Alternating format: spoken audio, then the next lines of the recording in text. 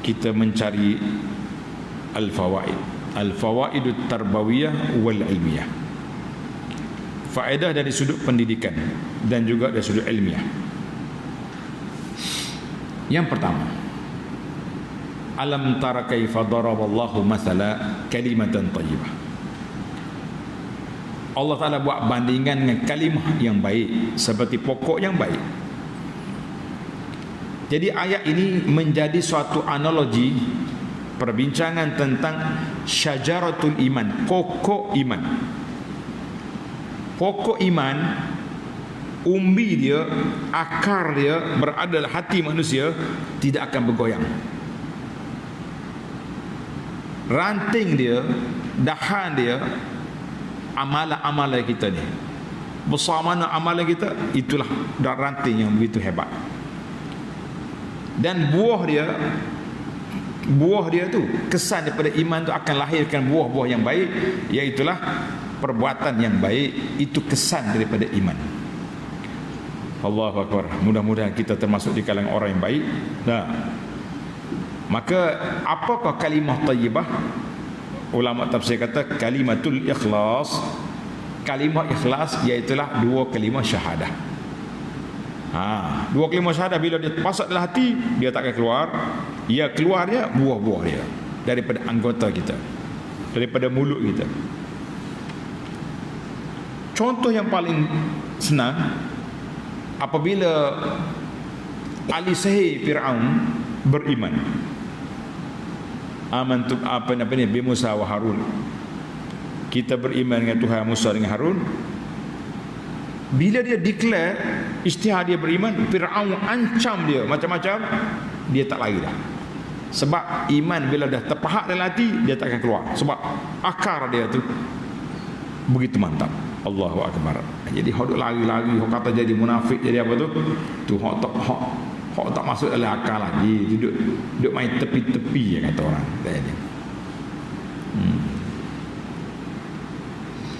Baik, yang kedua, faedah yang kedua, ayat yang sama.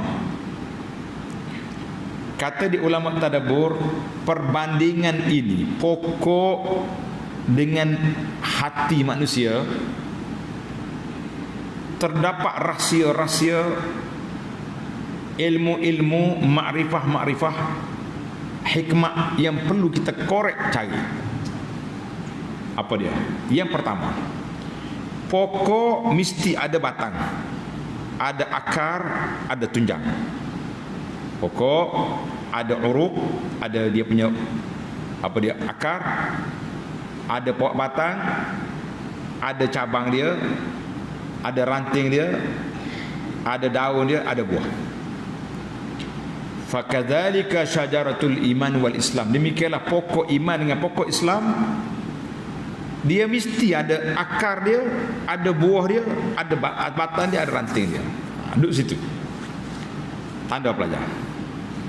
Fa'uruquha, dia punya akar dia, ilmu, makrifah, yakin.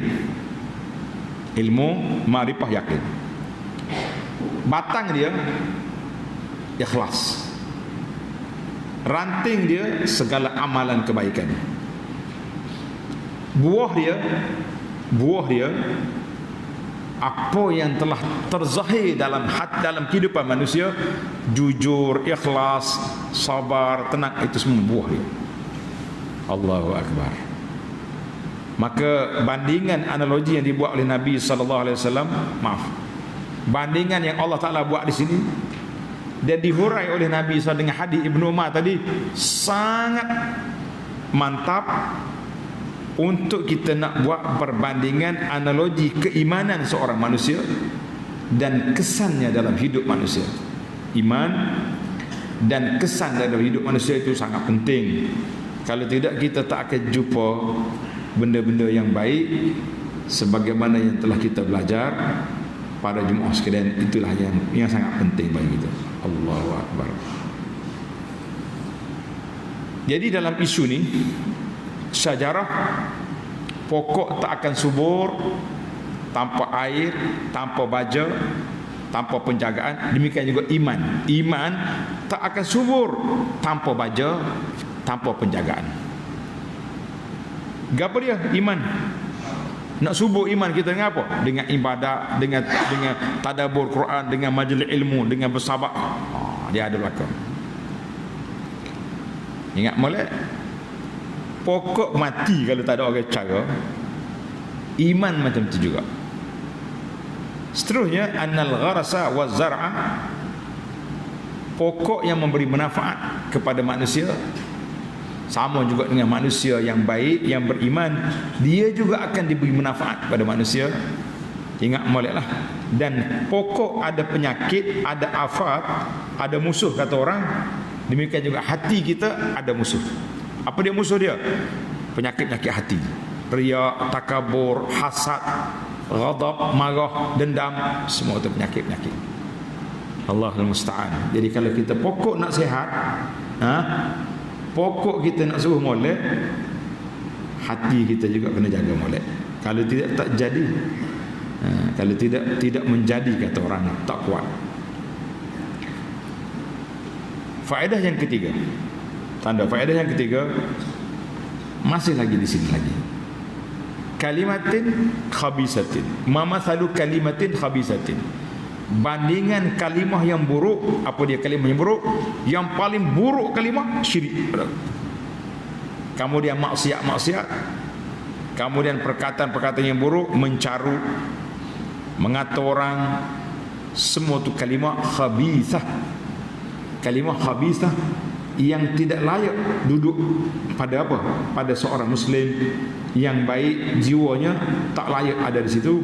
Jadi para jemaah sekalian, marilah kita perbetulkan perjalanan hidup kita ni supaya kita jaga samaratul iman, syajaratul iman tu biar mantap, jangan duduk biar gitu.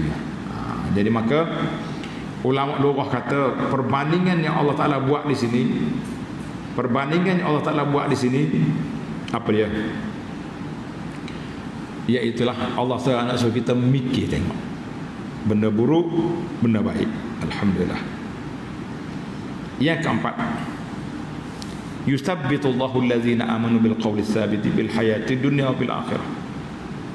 Allah Taala akan tetapkan pendirian orang yang beriman. Allah Taala akan tetapkan pendirian orang yang beriman. Ketika hidup atas dunia pun dia tetap, ketika dia mati pun tetap. Jadi hadis ini kata di ulama tadabbur menunjukkan bahawa isbatu azabil qabri, nak mengisbatkan azab kubur, isbatkan azab kubur. Tadi hadis Abu Sa'id tadi, hadis Al-Bara, dan banyak lagi hadis-hadis menunjukkan bahawa azab kubur berlaku. Karena itulah Nabi kita sallallahu ajar pada kita zikir yang kita baca selepas solat. Mana kad kuning kita? Zikir lepas solat tu ingat tak?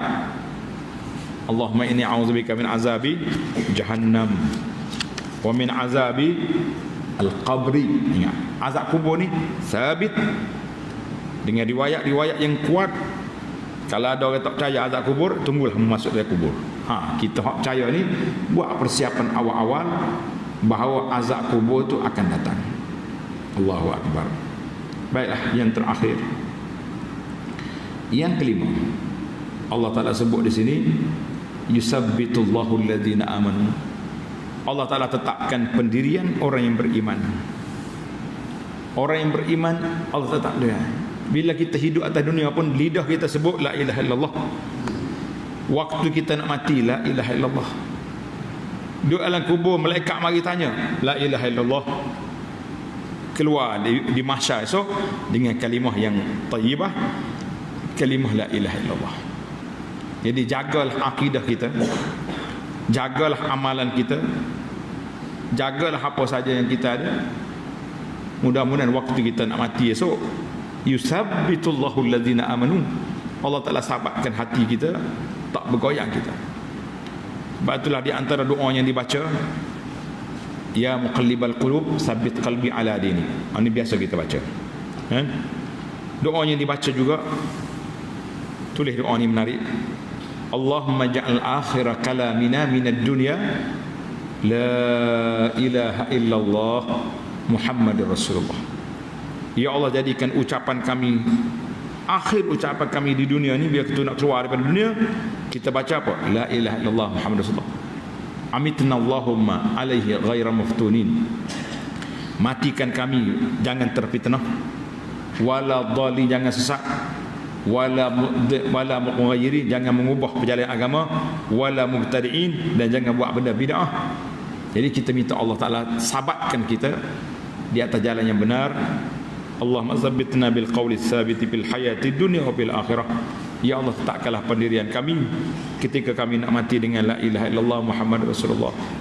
Amitna Allahumma ala ghaira maftunin wala dhalin wala mudillin wala mubaddilin wala mughayyirin wala mubtadi'in wa anta hasbuna wa ni'mal wakil wala hawla wala quwwata illa billahil aliyyil azim.